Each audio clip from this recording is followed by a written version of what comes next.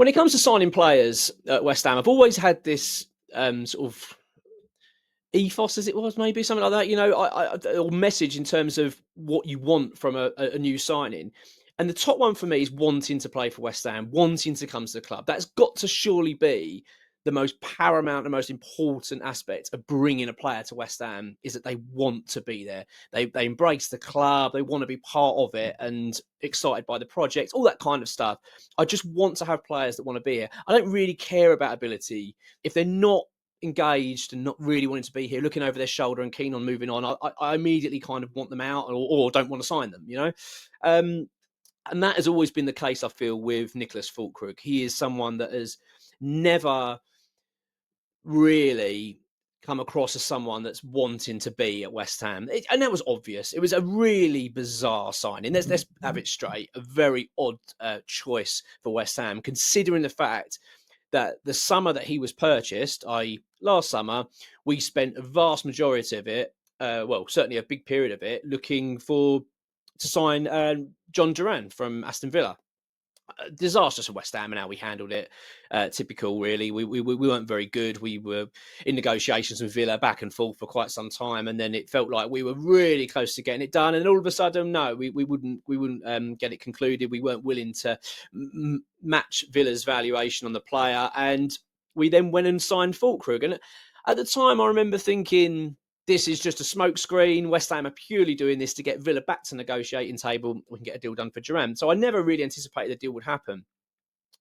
And also one part of it was that in the early doors, when we were talking about Füllkrug as being an option, we reported on here, we reported it on the website, and X had said it, that the player had no interest in coming to West Ham. He didn't want to leave Germany. He didn't want to play in the Premier League.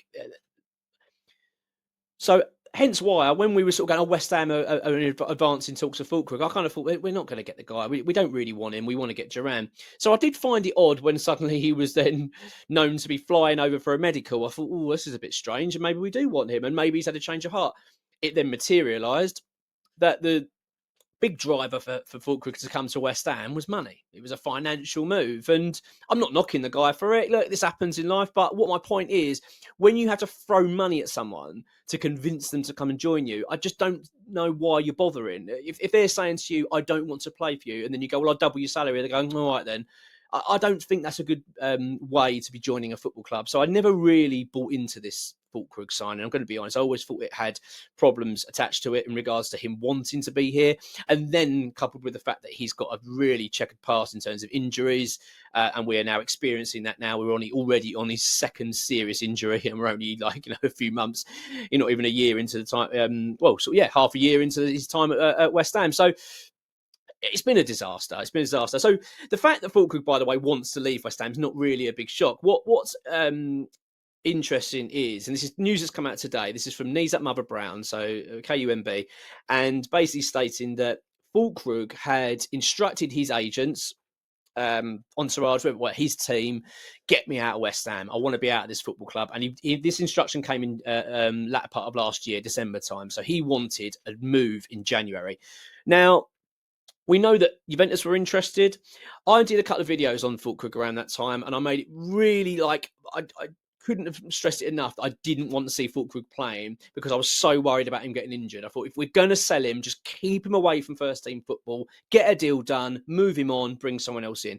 Don't risk playing him. I understand why you want to play him, because you want to put him in the shop window, show everyone that he's fit and available, get the price to go up a little bit, because obviously if he's not playing, they're going to be a little bit reluctant. It doesn't help in terms of negotiation. So I understand why they played him, but the writing was always on the wall that if we were going to play him, it was bound to get injured. He was bound to pick up a bad injury, and lo and behold, he plays Aston Villa, wasn't it, in the FA Cup, and he ruptures his hamstring, and he's now out until April.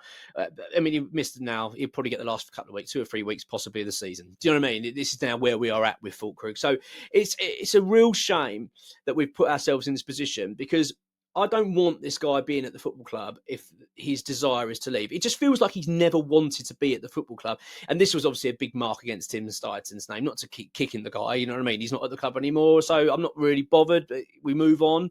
But it was this decision to bring in Füllkrug was a bad one, a really, really bad decision. And it just had, you kind of, it had problems in it straight away. You could see the issues coming on the horizon. So really, really poor in terms of the way we've handled things. Actually, in terms of Füllkrug, it's backfired badly, and it's backfired, as I say, in just even when playing him. We shouldn't have been playing him. We should have just kept him off at the pitch. But we were. I mean, we've had our hands tied as well. I get it with Mick Antonio's injury. I understand that we had injury issues ourselves, so we needed him playing. So I have got sympathy for the club. I have got sympathy for the team. In terms of trying to work around this scenario, but it was always bound to happen with Füllkrug.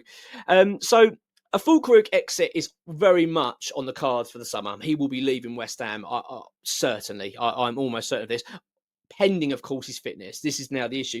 And the next issue is now, what do we do this time round? He comes back in April. What do West Ham do? Are they going to take the gamble again, get him on the pitch, get him a little bit, put him on the shop window a little bit, get him a couple of goals, and then get him sold in the summer? It's a big, big gamble. I mean, I'd rather us not. Like I've said before, in January, we should not play him. I'd be really tempted, to be honest, even if he does come back from injuries, just to not play for West Ham anymore. Just keep him fit. Maybe bring him on for the last 5 minutes of a couple of games here and there, just to show that he's playing and he's available to other clubs. And then in the summer, get rid of him. Because I don't think Niclas Fullkrug has ever really bought into West Ham. I don't think he's ever really bought into the club. And also, when I say bought into it, I don't really feel like he's ever given it a chance.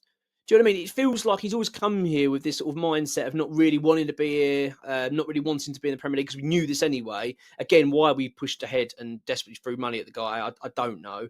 Not saying he's a bad player, by the way, Füllkrug, because I've actually been really impressed with him when he's played for us. I think he's looked all right. I'm not saying he's a bad player. I'm not saying that.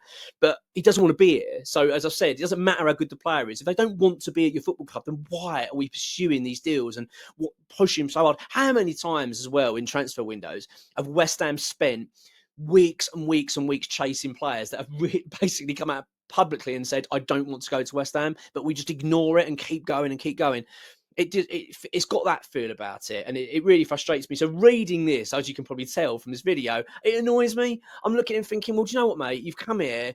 It's been a disastrous signing. We've barely seen you play. You're picking up a massive pay packet while you're here as well. And all you seem to have done since you've arrived at the door is moan and not like it here. You don't want to be here. You don't like London. Don't want to be. Do you know what? It's one of them. I just want to draw a line under it, get the guy out of the football club and move on from it. And it's such a terrible decision to appoint a guy. So, yeah, Niclas Fullkrug will be departing. It's no big surprise. He will be going in the summer one way or another, as long as I say, West Ham keep him fit and get him available and ship him out. I mean, we're never going to get the money back on what we spent on the guy, which was, I think, £27 million is sort of total package. I don't think we've spent that entirely, because it would have been the total package with add-ons and appearance and things. So it won't actually be as high as that. But I mean, I think you'd be lucky to get £10 million back for Fullkrug now. I really do. And I think if West Ham got offered that, I think we'd take it. Well, I certainly bloody would. Because I don't like reading stuff like this. It gets under my skin. Like people wanting to desperately leave West Ham. I just think, well, you know what I mean? You've been here 5 minutes. And we've not had much return. We've not had much to shout about yourself. So, yeah, that's where we are with Fullkrug at the moment. That's the news today at this stage. As I say, it's not the greatest. And I get it. It's not massively shocking, because we knew that the player wanted out quite a while ago. It's not as if it's groundbreaking news.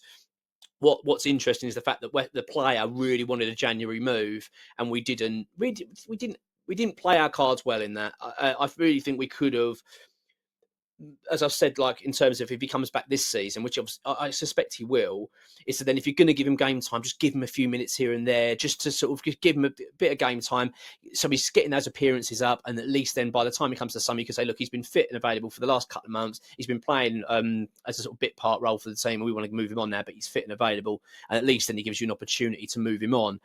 Which, let's be honest, it'd be best for all parties, wouldn't it, to see the back of Niclas Fullkrug.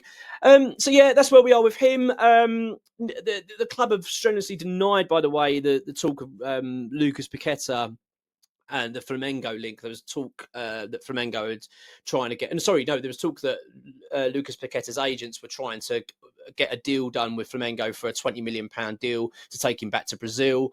West Ham have flatly denied it, so it's just not true at all. That Flamengo had approached West Ham previously with an offer, and it was so low we just laughed it off and said no, not a chance, and we haven't heard anything since. And apparently Paquetá's very happy at West Ham at the moment. Don't get me wrong, I imagine there is, with what's going on at the moment behind the scenes in terms of his betting allegation, there will be probably a desire for him to want to move on at some stage and draw a line under this. If he is, we don't know what's coming, do we, around the corner in terms of Flamengo. So I imagine he wants to, with Paquetá. So I imagine there is some sort of desire possibly for the player to return back to Brazil at some stage. But as far as we understand it at the moment, there's nothing really in that.